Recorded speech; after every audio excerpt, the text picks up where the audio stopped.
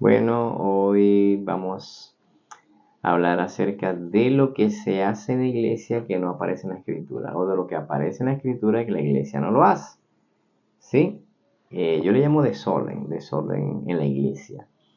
¿Por qué digo esto? Porque a veces la escritura dice algo y los pastores hacen otra cosa, o los predicadores hacen otra cosa. Eso es lo que hoy queremos aclarar a las personas que hacen estas cosas, ¿no? Y también a los creyentes, porque muchas veces los creyentes creen mucho lo que dicen los pastores y los ministros y no lo que está en la escritura, que es un error garrafal. Creer más en el pastor o en el ministro que en la misma escritura. Y así hay muchos. La iglesia vive de eso, creyéndole más al pastor que lo que dice la palabra. Miren, lo hago conforme a la escritura. Si lo estoy haciendo conforme a la escritura, miren. En qué momento yo me debo bautizar, ¿no?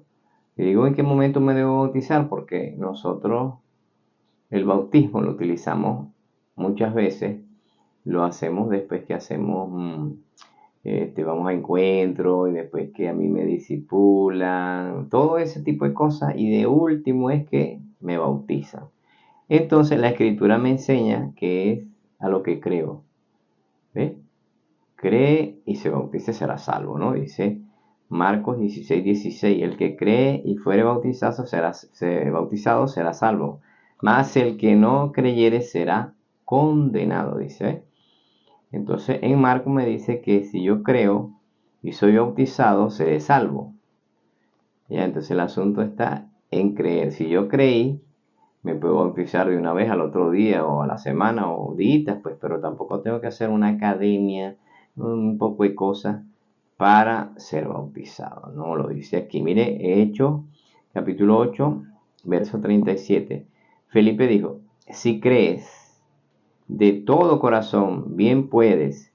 Y respondiendo dijo, creo que Jesucristo es el Hijo de Dios. Este es el eunuco o el etíope, como lo quiera llamar, porque era eunuco y era etíope también, que cree en Jesucristo, el que creo en Jesucristo, que es el Hijo de Dios. Entonces, él le dijo, bueno, ¿qué impide? Ahí hay agua, ¿qué impide que me vaya, que me bautice? Y se bautizó y después Felipe fue transportado. Entonces, aquí hay dos textos bíblicos que me dicen que creyendo y bautizando de una vez algo pasa ahí.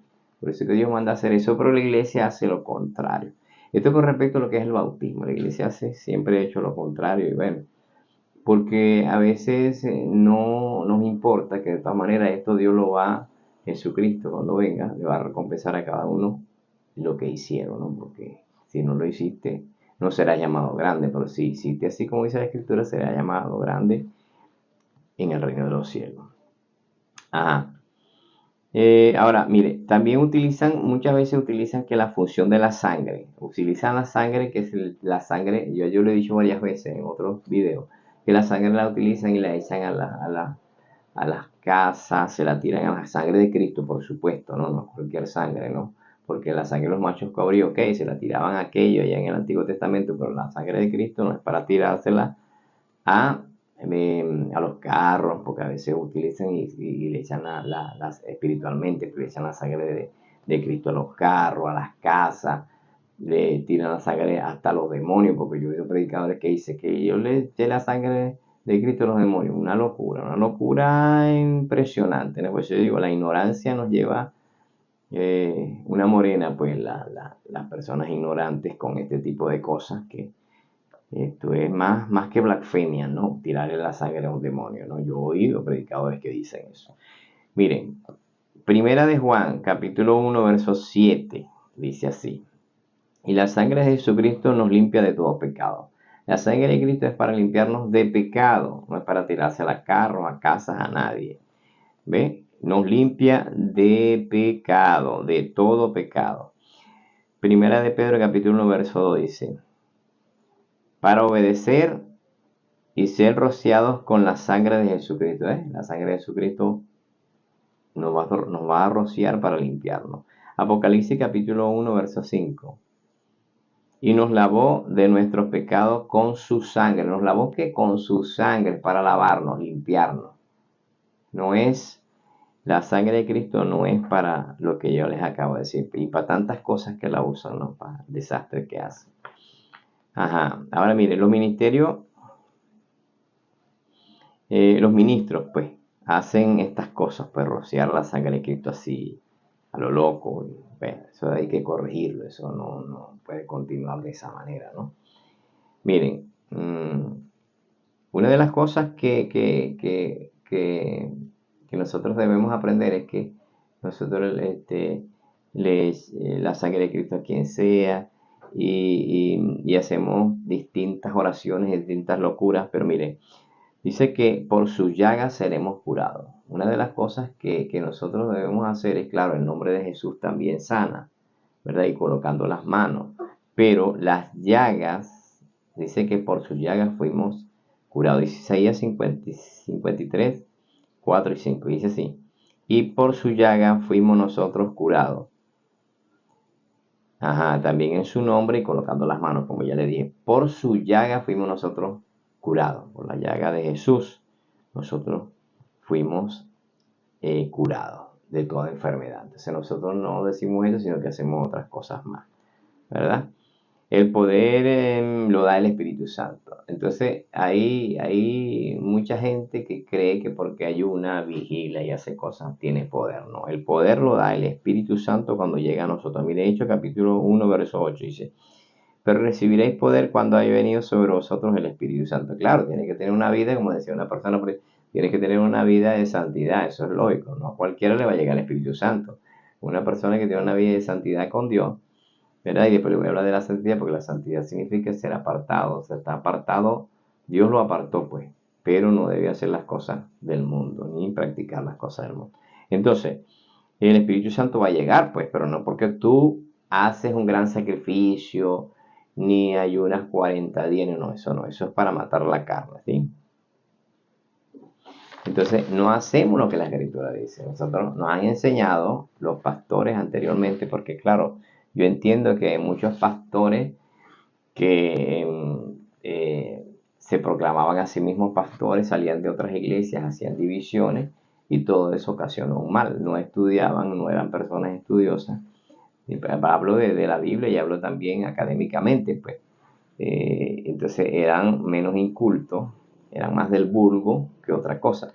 Entonces, hoy en día estudiamos, pero bueno, parece que peor. Pero aquello era por ignorancia. Pero sin embargo, no lo hacían tan mal. Mire, el servicio a Dios. Nosotros en la iglesia también decimos que servir a Dios es agarrar y limpiar la iglesia, arreglar una banca, acomodar una banca. O sea, no, eso no es el servicio a Dios. El servicio a Dios es ir y predicar el Evangelio. Ese es servir a Dios, predicar el Evangelio. No limpiar banca, no cuidar carros, no estar en la puerta recibiendo a los hermanos. Eso es una colaboración con la iglesia, pero eso no es servir. Eso no es servir. Servir va más allá. Es ir y predicar el Evangelio, ¿no?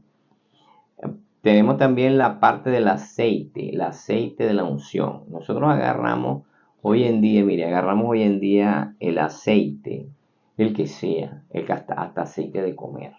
Y el aceite de comer que es tan tóxico, ¿no? Para el cuerpo, tan malo para el cuerpo, ¿no? Y sin embargo, hay gente que agarra el aceite de comer, ¿no? Y nos enseña la escritura que era un aceite distinto, ¿no? Tenía en Éxodo capítulo 30, verso 23, dice que tomarás especies finas, mirra, de excelente, ¿no?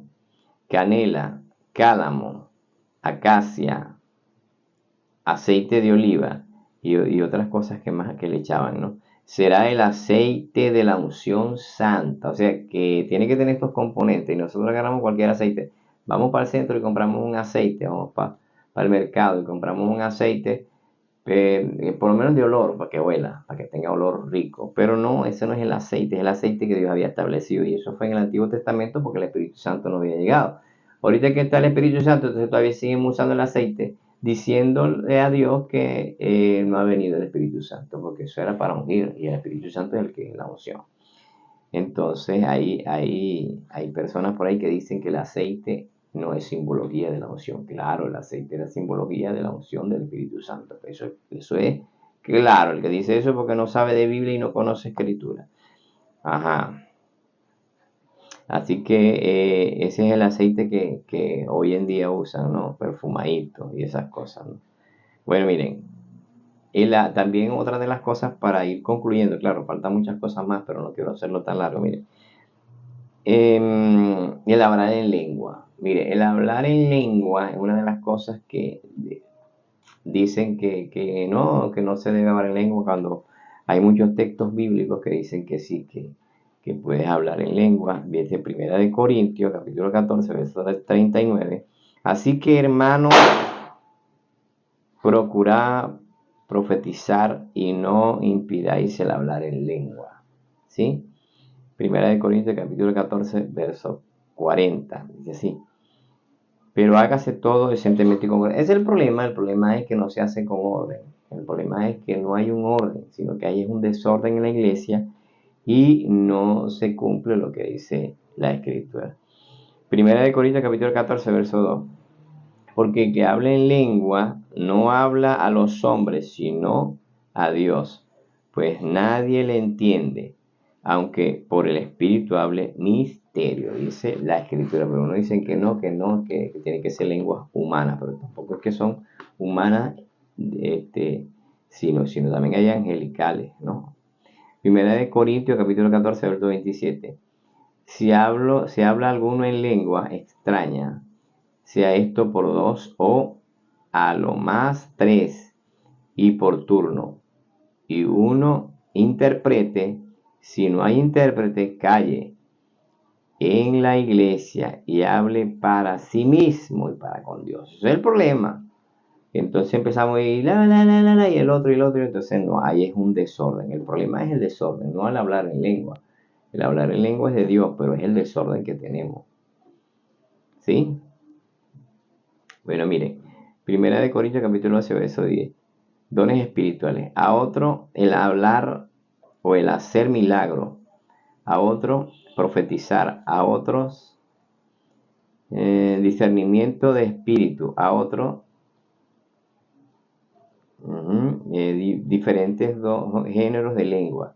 Y a otro interpretación de lengua. En la iglesia casi no se ve lo que es el que interpreta la lengua. Se ve más el que habla en lengua que el que interpreta. El que interpreta la lengua casi no se ve. ¿Sí? Dice así, Primera de Corintios, capítulo 14, verso 4, dice así: el que habla en lenguas extrañas a sí mismo se edifica, pero el que profetiza edifica a la iglesia. Es distinto el hablar en lengua que el profetizar. Y a veces nosotros hacemos una mezcla rara en la iglesia, yo los he visto, haciendo una mezcla rara, que al hablar en lengua lo toman como profetizar. No, profetizar es una cosa y hablar en lengua es otra. Y hacemos una mezcla, por eso que les digo, tenemos un desorden.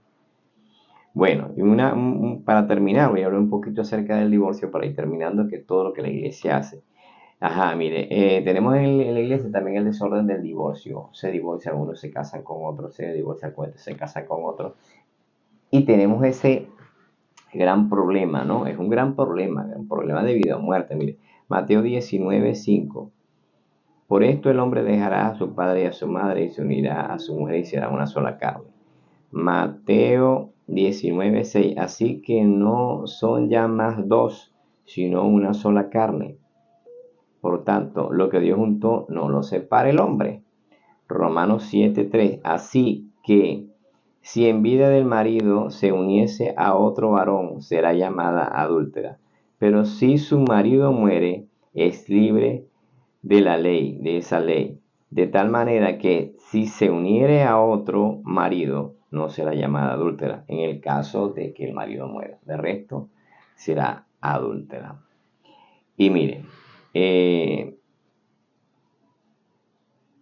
lo que más quiero enfatizar es el orden. Vamos a ordenar.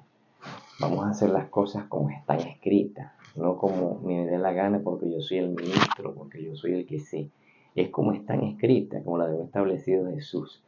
Y es para analizar. Le dejamos el texto y le dejamos todos los textos que le he dado para analizar, para que hagamos las cosas más correctas y tendremos una iglesia más perfecta. Bueno, miren, Dios me los bendiga, Dios me los cuide, me los guarde y espero que les haya gustado. Hasta la próxima.